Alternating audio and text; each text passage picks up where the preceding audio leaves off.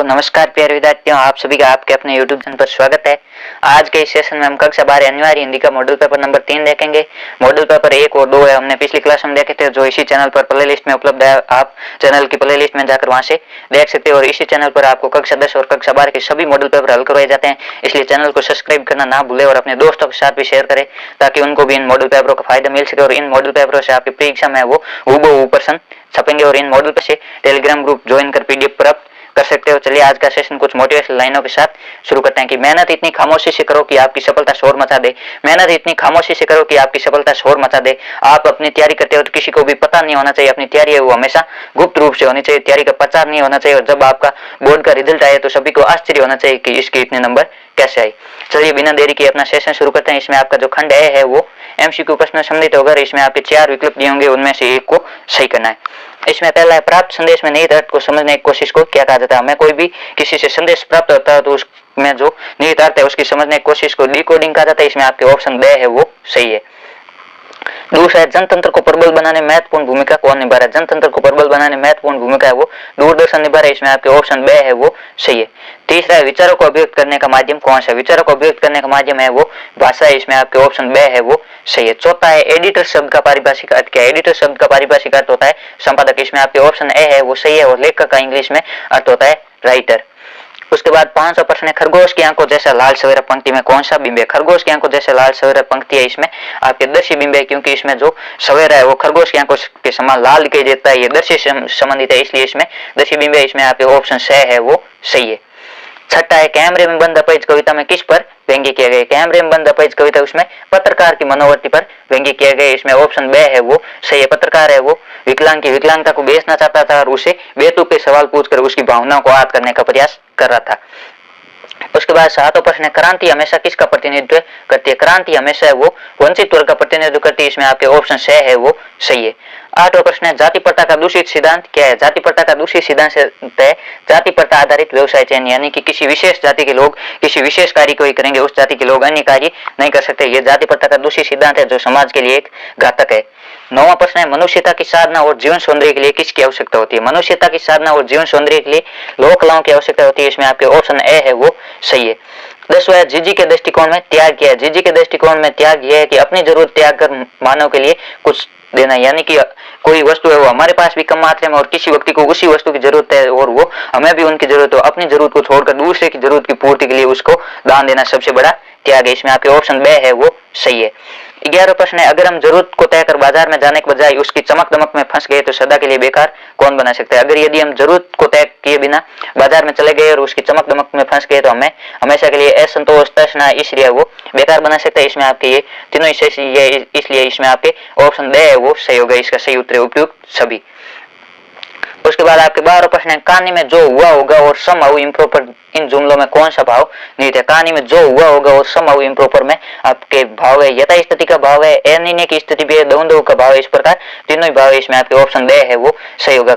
जो हुआ होगा और समहाउ इम्प्रॉपर यथा स्थिति यानी जैसा चल रहा है उसी के अनुसार चलना है। अनिर्णय यानी कोई स्पष्ट निर्णय नहीं ले पाना और दो यानी विरोधाभास, एक उसका प्रबल समर्थक है किसी धारणा का तो दूसरा उसी धारणा का प्रबल विरोधी।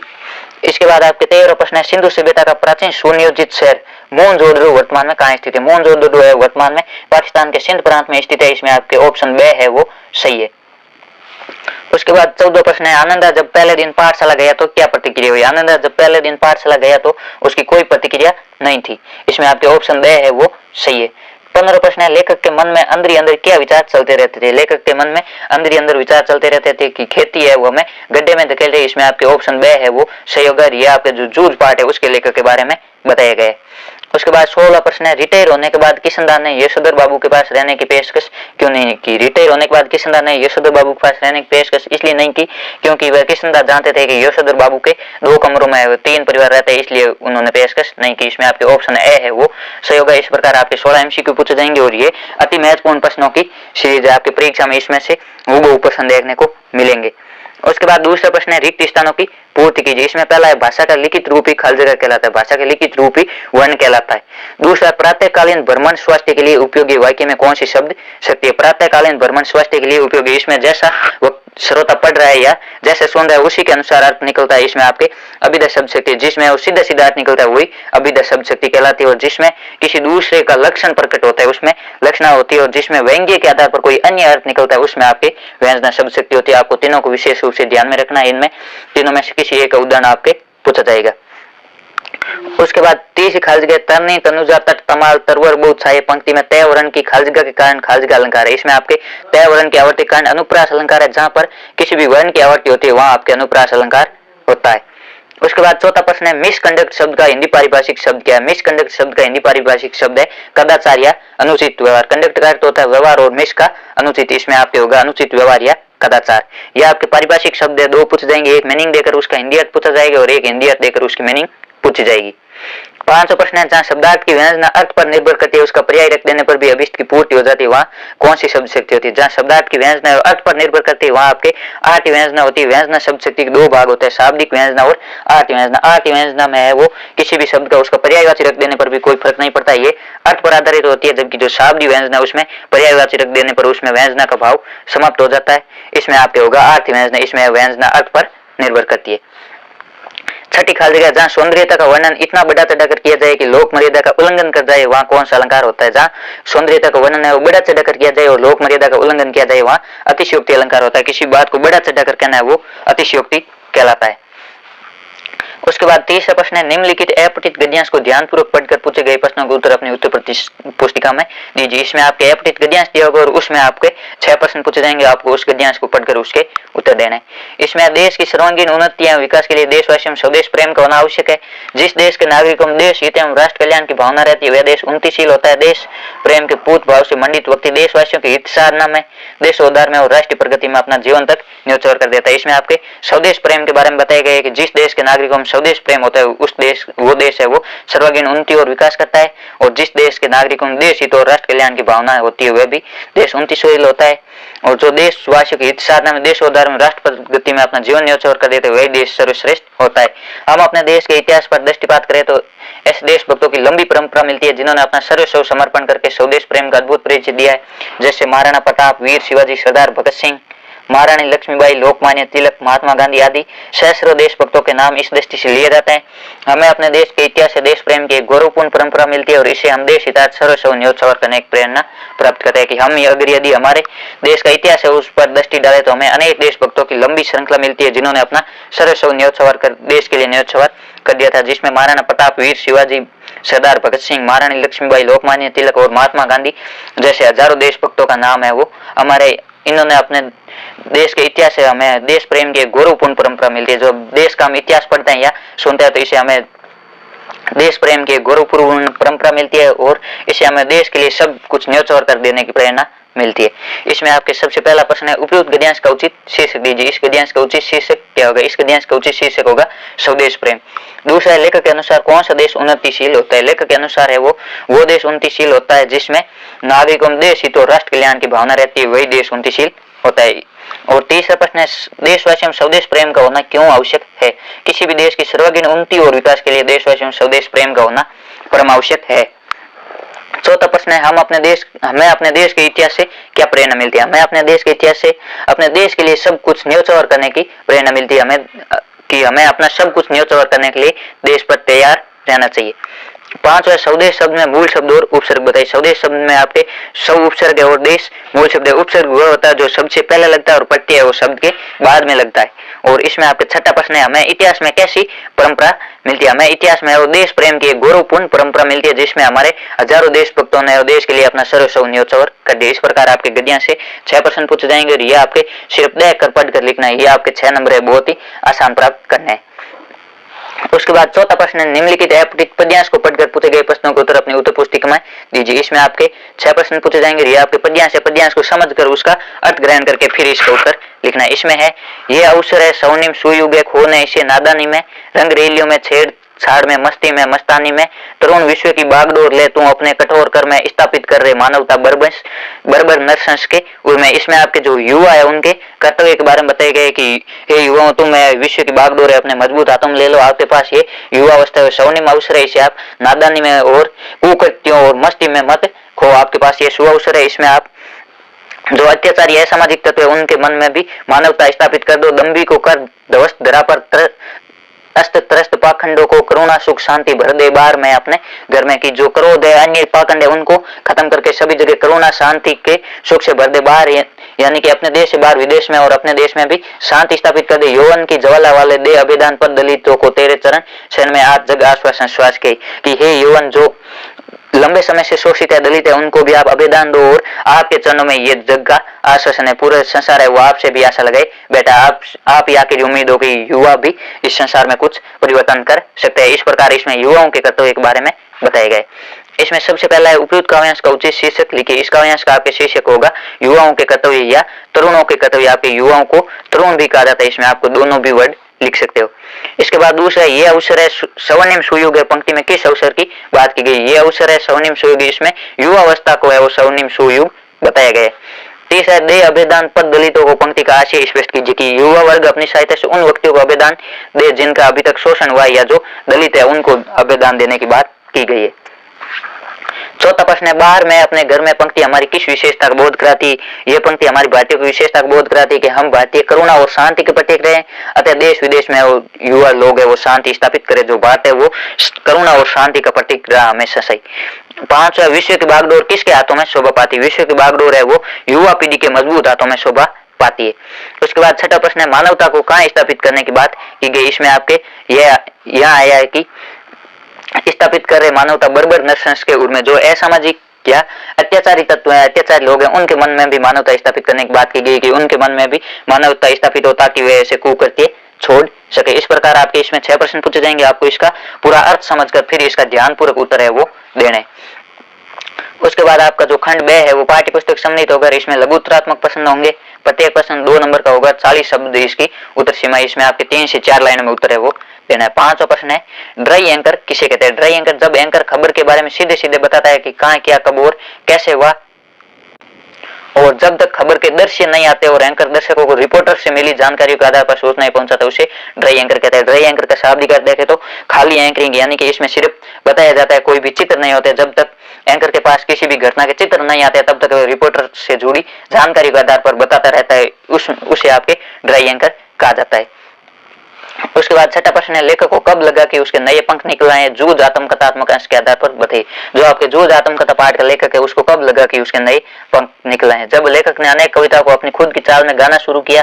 जब ये बात उनके शिक्षक नवाज सोंदलगेकर को ज्ञात हुई तो उन्होंने उसका हौसला बढ़ाने और सम्मान दिलवाने हेतु एक कविता पाठशाला के समारोह में भी गवाई। जो लेखक है उसने अनेक कविता को अपनी चाल में गाना शुरू किया। ये बात जब उनके संगीत शिक्षक सोंदलगेकर को पता चली तो उन्होंने उसका हौसला बढ़ाया और सम्मान दिलाने के लिए एक कविता विद्यालय किसी प्रोग्राम में ही गई जिससे उसका सम्मान बढ़ा। इस कारण लेखक को लगा कि मेरे कुछ नए पंख निकल आए या मेरा उत्साहवर्धन हुआ है। उसके बाद आपके 7वां प्रश्न है मोहनजोदड़ो के प्रसिद्ध जल कुंड या महाकुंड की विशेषताएं बताइए। मोहनजोदड़ो का प्रसिद्ध जल कुंड अद्वितीय सिद्ध वास्तुकला संबंधित था। उस महाकुंड की लंबाई 40 फीट, चौड़ाई 25 फीट, गहराई 7 फीट थी, जिसके दाहिनी और साधुओं कक्ष उत्तर की ओर 2 पंक्ति में 8 स्नानागार बने होते। महाकुंड की मोटी दीवार है वो पक्की ईंटों से ढकी थी। इस प्रकार आपके जो अतीत में दबे पाठ है उससे आपके कोई न कोई एक प्रश्न है वो जरूर पूछा जाएगा। इसमें आपके मोहनजोदड़ो का जल कुंड है, मोहनजोदड़ो की सड़कें हैं, मोहनजोदड़ो की जो नालियां है या जो नगर योजना उसके बारे में पूछा जा सकता है। इसमें आपकी जो नगर योजना है मोहनजोदड़ो की वो अति महत्वपूर्ण है। आपको इन प्रश्नों के विशेष रूप से ध्यान में रखना है। इनमें से एक प्रश्न आपकी परीक्षा में पक्का पूछा जाएगा। उसके बाद 8वां प्रश्न है पतंगों के साथ वे भी उड़ रहे हैं। पतंगों के साथ कौन कौन उड़ रहे हैं और क्यों? जब पतंगे उड़ती है तो बच्चों का मन भी उनके साथ उड़ने लगता है, उनमें गतिशीलता आ जाती है और उमंग उत्साह से भरकर वे छतों की दीवार पर खतरनाक होने पर भी चढ़ जाते हैं। उनके शरीर में पतंगों के समान हल्कापन आ जाता है। इसी कारण कहा गया है कि पतंगों के साथ बच्चे भी उड़ते हैं। जब पतंग उड़ती है तो बच्चों का मन भी उनके साथ उड़ने लगता है, बच्चों के मन में भी गतिशीलता आती है और वे छतों की खतरनाक दीवारों पर भी चढ़ जाते हैं। उनके शरीर में वो पतंगों के समान अपने शरीर को हल्का महसूस करते हैं। इस कारण कहा गया है कि बच्चे भी पतंगों के साथ उड़ते हुए स्वयं को पतंगों के अनुसार उड़ता हुआ महसूस करते हैं। उसके बाद आपका 9वां प्रश्न है जो लोग बाजार से लाभ नहीं उठा सकते और नए बाजार को सच्चा लाभ दे सकते हैं वे लोग बाजार का बाजारूपन नहीं बढ़ाते हैं। इस कथन का क्या अर्थ है? यानी कि जो लोग बाजार से नया लाभ उठाते हैं और बाजार को कोई सच्चा लाभ नहीं दे पाते वे बाजारूपन बढ़ाते हैं, यानी कि महंगाई और मूल्य वृद्धि बढ़ाते हैं। इस कथन का क्या अर्थ है? जो लोग परचेजिंग पावर या क्रय शक्ति के गर्व में बाजार से अनावश्यक वस्तु खरीद लाते हैं वे बाजार को विनाशक महंगी शक्ति देते हैं। ऐसे लोगों की वजह से बाजार में छल कपट, मूल्य वृद्धि आदि प्रवृत्तियां बढ़ती है।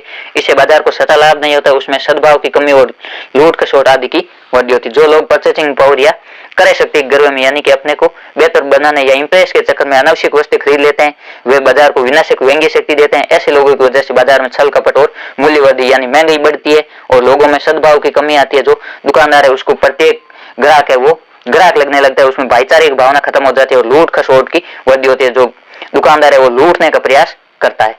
इस प्रकार जो लोग है वो वास्तविक वस्तु नहीं खरीदते, वो परचेजिंग पावर में अनावश्यक वस्तु खरीदते हैं, वो मूल्य बढ़ाते हैं। उसके बाद आपका जो खंड 6 है उसमें आपके दीर्घ उत्तरात्मक प्रश्न पूछे जाएंगे और इसमें आपके 60 से 80 शब्दों में उत्तर देना और प्रत्येक प्रश्न 3 नंबर का होगा। इसमें आपके अतोम पूछे जाएंगे 2 प्रश्न, दोनों में से कोई एक करना है। इसमें 10वां प्रश्न है, कालिदास ने शिरीष की कोमलता और द्विवेदी जी ने उसकी कठोरता के विषय में क्या कहा? शिरीष के फूल निबंध के आधार पर स्पष्ट कीजिए। यानी कि कालिदास ने शिरीष को अत्यधिक कोमल बताया और हजारी प्रसाद द्विवेदी जी ने है वो शिरीष को कठोर बताए। कालिदास और संस्कृत साहित्य में शिरीष के फूलों को अत्यंत कोमल माना गया है। कालिदास कहते हैं कि शिरीष का फूल केवल भंवरों के पैरों का भारी सहन कर सकता है, पक्षियों का नहीं।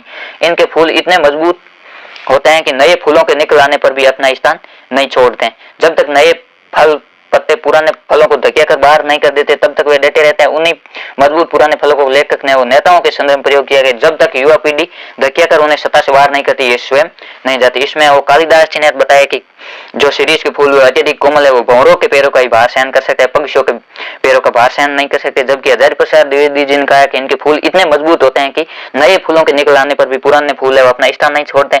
इसी प्रकार हजारी प्रसाद द्विवेदी जी ने है वो शिरीष के माध्यम से नेताओं पर व्यंग्य किया है कि जो पुराने नेता है वो जब तक युवा लोग उन्हें धकिया कर सत्ता से बाहर नहीं करते तब तक अपना स्थान नहीं छोड़ते, अपने स्थान पर जमे रहना चाहते हैं। इसके अथवा में इंद्र सेना सबसे पहले गंगा मैया की जय क्यों बोलती है?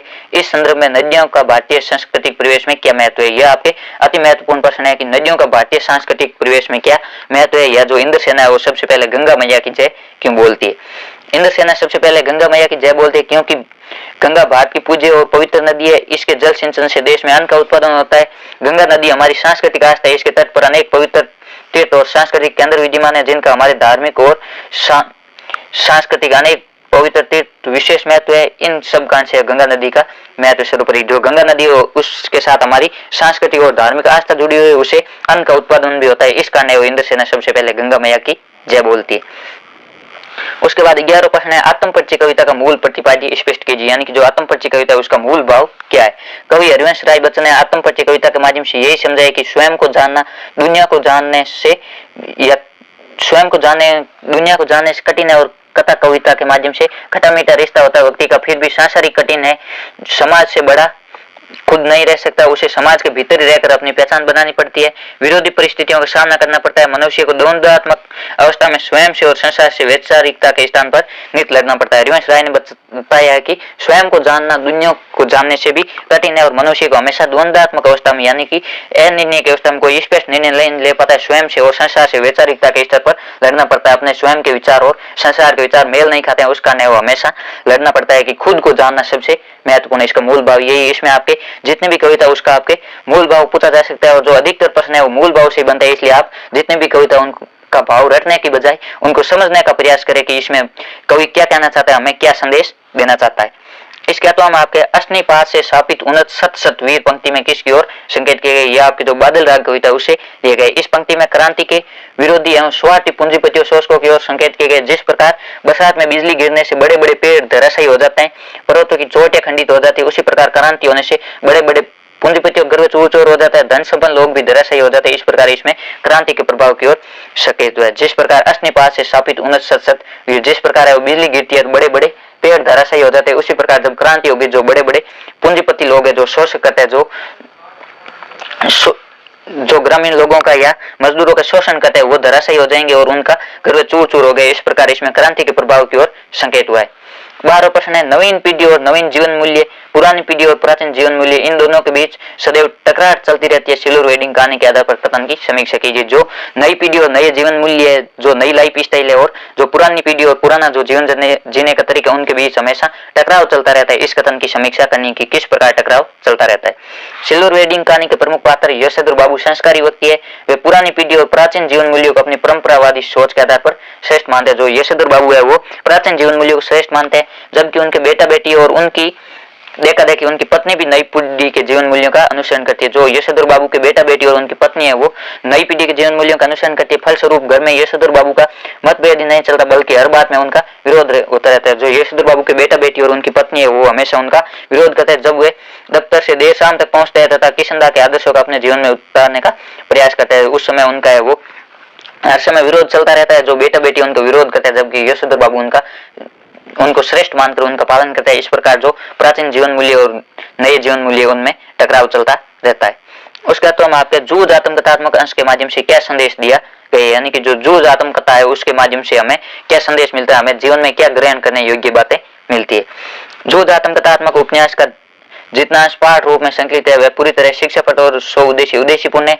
इसके माध्यम से लेखक ने पाठकों को संघर्ष करने की सीख दी। जो पाठ पढ़ने वाले यानी कि विद्यार्थी उनको संघर्ष करने की सीख दी। इसमें जो मुख्य भाव है वो संघर्ष करने का है।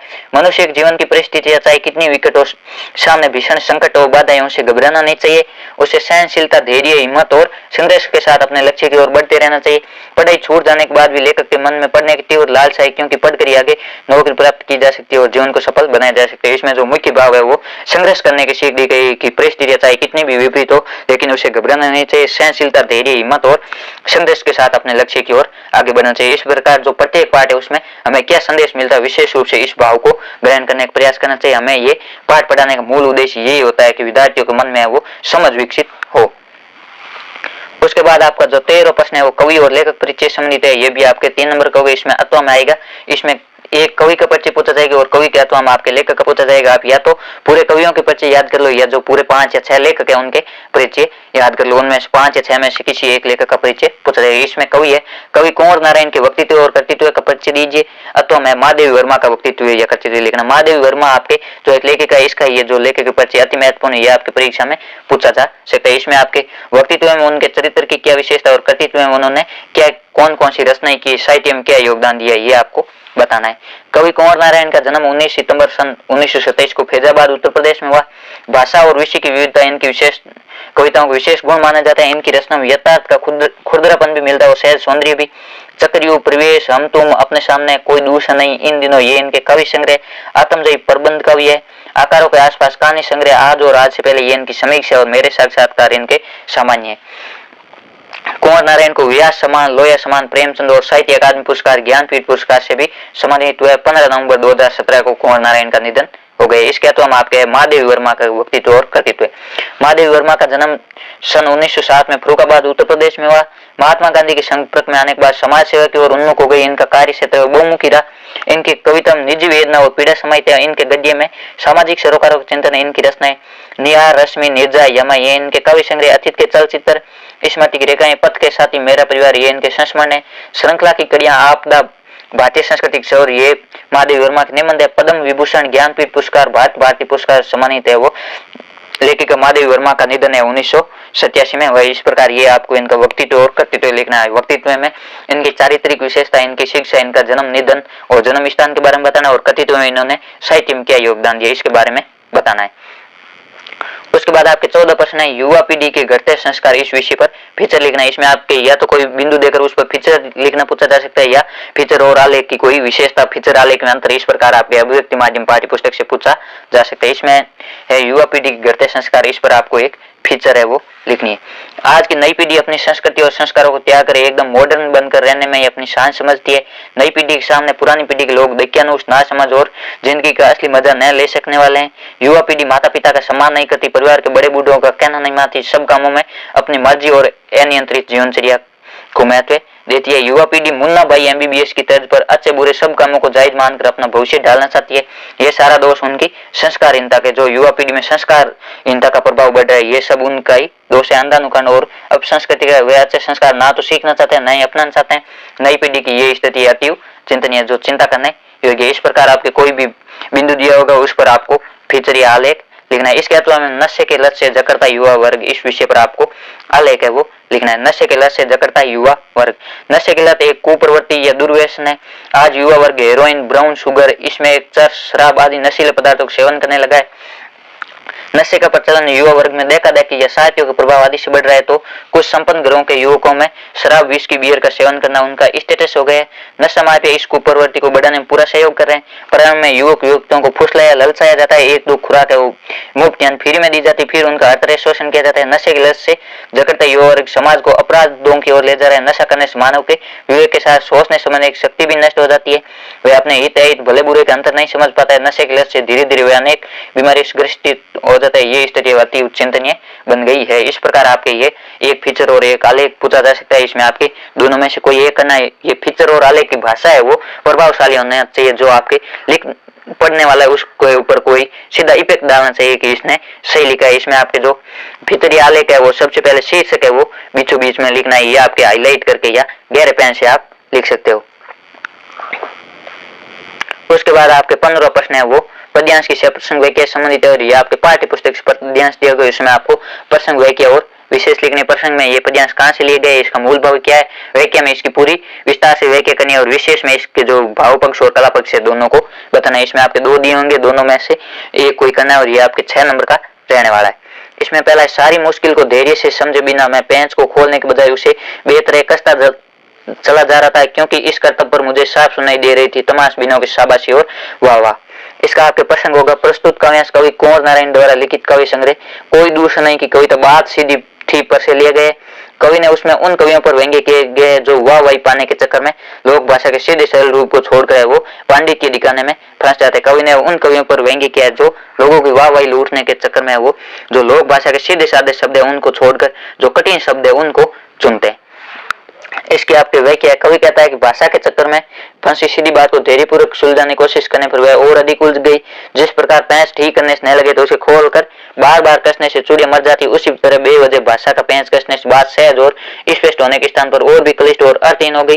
कवि कह रहे कि इस तरह भाषा को सुलझाने के चक्कर में उनके सुलझाने को काव्य चमत्कार समझकर लोग वाह वाह करने लगेंगे, जो कि मेरी उलझन को ज्यादा बढ़ाने वाली बात है। साथ ही उन लोगों पर व्यंग्य जो तमाशा देखने वालों की तरह अर्थ समझे बिना अनर्थ पर भी अपनी वाहवाही की प्रतिक्रिया देते हैं। कवि कहता है कि जो बात थी मैंने उसको सुलझाने की कोशिश की, लेकिन वो और भी कठिन हो गई। लोग है वो इसको भाषा का चमत्कार समझकर वाहवाही करने लगे। इसने उन लोगों पर व्यंग्य किया कि तमाशा देखने वाले लोग है वो अर्थ समझे बिना भी वाहवाही करने की प्रतिक्रिया देने लगते हैं। इसमें आपके विशेष में भाव पक्ष और कला पक्ष दोनों लिखने। इसमें आपके भाव पक्ष में कवि ने व्यंग्य करते हुए बताया कि भाषा की जटिलता लोगों की वाहवाही का कारण बनती है, जो कि सही नहीं है। जो भाषा की जटिलता है वो लोगों को समझ में नहीं आती और लोग फालतू में है वो वाहवाही करते हैं, ये साहित्य के हिसाब से सही नहीं है। और इसका आपके कला पक्ष है यानी कि व्याकरणिक पक्ष है। उर्दू मिश्रित शब्दों का प्रयोग है। पेंच, कर्तव्य, बेहतर, तमाशबीन आदि शब्द प्रभावपूर्ण अभिव्यक्ति प्रस्तुत कर रहे हैं। इसमें आपके बिंबों का भी प्रयोग हुआ है कि जिस प्रकार किसी पेंच को बार बार कसने पर उसकी चूड़ी मर जाती है, उसी प्रकार बात को है वो अधिक घुमाने के चक्कर में उसका अर्थ का नष्ट हो जाता है। इसके तो हम आपके एक पद्यांश दिए गए बहुत काली सील जरा से लाल केसर से की जैसे धुल गई हो सलेट पर, या लाल खड़िया चाक मल दी हो किसी ने नीले जल में, या किसी की गोद झिलमिल दे जैसे हिल रही हो। इसमें आपके प्रसंग प्रस्तुत काव्यांश कवि शमशेर बहादुर सिंह की कविता उषा से लिए गए। सूर्योदय से पहले पल पल बदलती प्रकृति का सुंदर रूप वर्णन किया गया। वह क्या कवि सूर्योदय से पहले आकाश में पल पल परिवर्तित होते हैं सूर्यमय वातावरण का चित्रण करते हुए बताते हैं कि भोर का दृश्य कुछ काले और लाल रंग के मिश्रण से अति मनोरम लगने लगा। तब कुछ क्षणों के बाद ऐसा लगने लगा है कि आकाश काली सील और उसे अभी अभी केसर से धो दिया हो, अथवा काली नीली स्लेट पर लाल रंग की खड़िया मल दी। अर्थात जब नीले वर्ण के आकाश में सूर्य की चमकती श्वेत आभा दिखाई देने लगती है, ऐसा लगता है कि नीले जल में किसी सौंदर्य की गोरी देह झिलमिल कर रही। अर्थात प्रातःकालीन नमी और मंद हवा कारण है वो सूर्य की हिलती हुई नायिका के समान लगती है।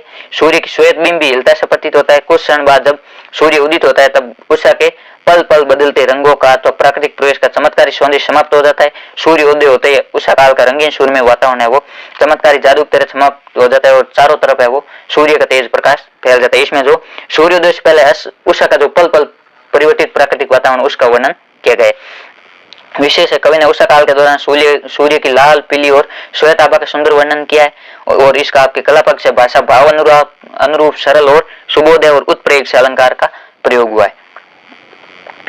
इसके बाद आपका जो 16 प्रश्न है ये भी पठित गद्यांश से संबंधित हो गए। ये भी आपके पाठ्य पुस्तक से पूछा जाएगा। इसमें आपके इस दंड विधान के भीतर ऐसी कोई धारा नहीं थी जिसके अनुसार खोटे सिक्कों की टकसाल जैसी पत्नी से पति को विरक्त किया जा सके। सारी चुगली चुगली की परिणति उसके पत्नी प्रेम को बढ़ाकर ही होती थी। जिठानियां बात बात पर धमाधम पीटी कूटी जाती, पर उसके पति ने उसे कभी उंगली भी नहीं दिखाई। वह बड़े बाप की बड़ी बात वाली बेटी को पहचानता था। यह आपके जो भक्तिन पाठ है उसे लिए गए। इसका प्रसंग है प्रस्तुत गद्यांश लेखिका महादेवी वर्मा द्वारा लिखित भक्तिन संस्मरण से लिए गए। इसमें लेखिका भक्तिन के जीवन के विभिन्न पक्षों पर प्रकाश डाल दिए। वह क्या है? लेखिका ने बताया कि भक्ति ने 3 पुत्रों को जन्म दिया, जिसे भक्तिन की सास और जेठानियां बहुत चिढ़ती थी, लेकिन लेखिका या किसी अन्य की दृष्टि में भी सजा देने के नियम में ऐसा कोई नहीं था कि खोटे सिक्के पैदा करने वाले अर्थात बेटियों को जन्म देने वाली भक्तिन को पति से अलग किया था। जब भक्तिन के 3 पुत्रों का जन्म हुआ तो भक्तिन की जो सास और जेठानियां थी वो उसे बहुत चिढ़ती थी, उसे नफरत करती थी, लेकिन लेखिका या अन्य की दृष्टि में सजा देने के नियम में ऐसा कहीं नहीं था कि जिस प्रकार खोटे सिक्के पैदा करने वाली यानी कि बेटियों को जन्म देने वाली भक्तिन को उसके पति से अलग किया जाए। सभी के द्वारा भक्तिन के प्रति की गई चुगली का परिणाम पति का उस पर और अधिक प्रेम प्रदर्शन होता। जब सभी परिवार के लोग भक्तिन के प्रति उसके पति से चुगलियां करते तो वह उसे अधिक प्रेम करता। जहां उसकी जेठानियां बात बात पर अपने पतियों से मार खाती, वही भक्तिन को उसके पति ने मारने के नाम पर एक उंगली भी नहीं छुई थी। जो भक्तिन की जेठानियां थी उनके भक्तिन का जेठ है उनको बात बात पर मारते, लेकिन भक्तिन के पति ने भक्तिन को कभी भी नहीं मारा, क्योंकि वह बड़े बाप की स्वाभिमानी बेटी के स्वभाव को अच्छी तरह जानता था। वो जो भक्तिन है वो स्वाभिमानी स्वभाव की थी, इस कारण उसके पति ने कभी भी उनको उंगली भी नहीं छुई। इसका आपके विशेष होगा लेखिका ने भक्ति के पति प्रेम के स्वभाव को व्यक्त किया है। दूसरा तत्सम भाषा के साथ देश से शब्दावली की प्रचुरता है, और तीसरा अंगूठाधिकार न मुहावरे का प्रयोग हुआ है। इसके अथवा में भी आपके गद्यांश दिया होगा। अंधेरी रात चुपचाप आंसू बहा रही थी, निष्ठबद्धता करुण शिष्यों और रावों को बलपूर्वक अपने हृदय में दबाने की चेष्टा कर रही थी। आकाश में तारे चमक रहे थे, पृथ्वी पर कहीं प्रकाश का नाम नहीं। आकाश से टूट कर यदि कोई भावुक तारा पृथ्वी पर जाना भी चाहता तो उसकी ज्योति और शक्ति रास्ते में शेष हो जाती। अन्य तारे उसकी भावुकता और असफलता पर खिलखिलाकर हंस पड़ते। यह आपके जो पहलवान की दौलत पाठ है उसे लिए गए। यह आपके अति महत्वपूर्ण गद्यांश यह परीक्षा में पूछा जा सकता है। इसका आपके शीर्षक होगा प्रस्तुत अवतरण लेखक फणीश्वर नाथ रेणु द्वारा लिखित कहानी पहलवान की ढोलक से लिए गए। इसमें मलेरिया और हैजे की चपेट में आए गांव के भयानक वातावरण का वर्णन किया गया। वह के लेखक बताते हैं कि पूरे गांव में हैजा और मलेरिया फैला हुआ था। गांव के गांव खाली होने लगे थे। प्रतिदिन 2-3 लाशें प्रत्येक घरों से निकलती थी। ऐसे में अंधेरी रात में अन्य जीवित परिवारजन आंसू बहाते रहते थे। चारों तरफ खामोशी फैली हुई थी। प्रत्येक घर से निकलने वाला रुदन और आए उस खामोशी में दबी जा रही थी। आकाश में चारों तरफ तारे चमक रहे थे, पृथ्वी पर कहीं कोई प्रकाश नजर नहीं आता था। सभी दुखी और गमगीन हालत में चुपचाप अंधेरे में ही बैठे रहते थे। ऐसी स्थिति को देखकर कोई आकाश का तारा टूटकर अपनी स्वयं व्यक्त करने पृथ्वी पर जाना भी चाहता, दूरी कारण उसकी स्वयं की चमक और शक्ति सब रास्ते में ही खत्म हो जाती। अन्य तारे उसकी भावुकता को, उसकी संवेदनशीलता को देखकर और पृथ्वी तक पहुंच नहीं पाने की असफलता देखकर मजाक बनाते और उनका उपहास उड़ाते। इस प्रकार जो गाँव में हैजा और मलेरिया फैला था, जो गाँव की दयनीय हालत थी, उसके बारे में बताए गए। इसका विशेष बीमारी की भयावहता का करुण चित्र हुआ है और सीधी सरल भाषा का प्रयोग है। उसके बाद आपका जो 17वां प्रश्न है वो लेखन संबंधित है। अपने विद्यालय में कार्यालय सामग्री करने हेतु एक निविदा लिखनी है। आपको अपने विद्यालय के ऑफिस में है वो कोई सामग्री खरीदनी है, इसके लिए आपको निविदा लिखनी है। आपके 4 नंबर का होगा। इसके अथवा भारत सरकार रक्षा मंत्रालय की ओर से श्री नरेंद्र सिंह की लिपिक पद पर नियुक्ति के संदर्भ में एक ज्ञापन प्रस्तुत कीजिए। आपको पहले निविदा लिखनी है और निविदा के अथवा में ज्ञापन, निविदा या ज्ञापन दोनों में से एक लिखना है। यह आपके 4 नंबर का रहने वाला निविदा है। उसमें आपको सबसे पहले बीचों बीच में लिखना है निविदा सूचना, उसके बाद विद्यालय या जिस संस्थान का नाम है उसका लिखना है, फिर क्रमांक लिखना है और क्रमांक के बाद राइट साइड में वो दिनांक लिखनी है, फिर बीचों बीच में निविदा संख्या लिखकर फिर निविदा लिखनी शुरू करनी है। इसमें है कि अधो हस्ताक्षरकर्ता द्वारा निम्न विवरणानुसार कार्यालय स्टेशनरी के सामान की आपूर्ति हेतु प्रतिष्ठित निर्माताओं या प्रतिष्ठानों से निविदा आमंत्रित की जाती है, जो निर्धारित तिथियों को दोपहर 2 बजे तक प्राप्त की जाएगी और उसी दिन 3 बजे इच्छुक निविदाकारों के समक्ष खोली जाएगी। निविदा प्रपत्र निविदा खोलने की निर्धारित तिथि के 12 बजे तक निविदा शुल्क और धरोहर राशि का लेखांकित बैंक ड्राफ्ट प्रधानाचार्य राजकीय उच्च माध्यमिक विद्यालय सीकर के कार्यालय में जमा कराकर प्रस्तुत करे और निविदा का विवरण है वो इस प्रकार है। इसका विवरण है कार्यालय सामग्री की आपूर्ति हेतु अनुमानित राशि है लगभग 1,50,000 रुपए और धरोहर राशि इसमें 5,000 रखी गई है और निविदा खोलने की दिनांक है वो 16 अगस्त 2025। निविदा प्रपत्र शुल्क है वो 100 रुपए। नोट आपूर्ति के लिए सामग्री का पूरा विवरण निविदा प्रपत्र के साथ उपलब्ध रहेगा और उसके बाद जो निविदा जारी करने वाले उसके हस्ताक्षर और उसके बाद उनका पदनाम लिखना है। इसके अलावा हम आपके ज्ञापन पूछा गया। ज्ञापन में आपको सबसे पहले लिखना है ज्ञापन, फिर कौन सा मंत्रालय या किस विभाग के द्वारा जारी किया जाता है उसका नाम, फिर लेफ्ट साइड में उसका क्रम संख्या और राइट साइड में सबसे पहले एड्रेस और एड्रेस के बाद दिनांक, फिर विषय मंत्रालय में लिपिक की नियुक्ति। श्री नरेंद्र सिंह पुत्र सज्जन सिंह निवासी बीकानेर को उनके दिनांक 12 दिसंबर 2025 के प्रार्थना पत्र के उत्तर में इस मंत्रालय में लिपिक पद का नियुक्ति पत्र निम्नलिखित शर्तों पर दिया जाता है कि पद का वेतन क्रम है वो 3,050 हो 4450 24650 रहेगा। ये पद 1 वर्ष के लिए है। इससे 12 मार्च 2000 26 को समाप्त समझा जाएगी। यदि तब आवश्यकता हुई तो समय अवधि में वृद्धि भी कर दी जाएगी। तीसरा, नियुक्ति पत्र स्वीकार करने पर 1 सप्ताह के भीतर कार्यालय में उपस्थिति की सूचना देनी होगी। उसके बाद लिखना है परिस्थिति, यानी कि ये किसको भेजा जा रही है। ये आपके श्री नरेंद्र सिंह पुत्र सज्जन सिंह को भेजा जा रहा है। और इसमें आपको प्रेषक लिखना है, इधर बहुउद्यमी या कौन लिख रहा है इसमें उसका हस्ताक्षर, फिर उसके बाद उसका नाम और पदनाम। इस प्रकार आपके ये निविदा और ज्ञापन का फॉर्मेट रहेगा। आपके परीक्षा में वो अधिकतर रूप से शिकायती पत्र और उसके अथवा निविदा पूछी जाती है, आपको है वो निविदा, विशेष रूप से निविदा का फॉर्मेट है वो ध्यान होना चाहिए। आपके 4 नंबर का रहने वाला है। उसके बाद जो 18वां प्रश्न है वो आपके निम्न से संबंधित होगा और इसमें आपके 3 शब्दों में एक निम्न लिखना है। ये 5 नंबर रहने वाले 3 शब्दों में, यानी कि आपको इसको 1.5 से 2 पेज में वो निम्न लिखना है। इसमें पहला है भारतीय संस्कृति का अनुपम उपहार योग, आपके योग के ऊपर निम्न लिखना है।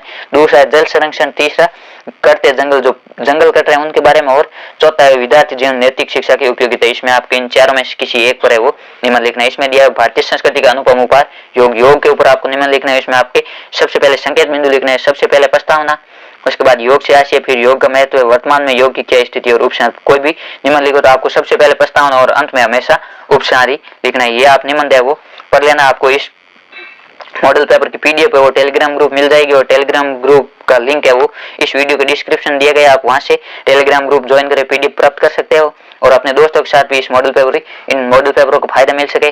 धन्यवाद, जय हिंद।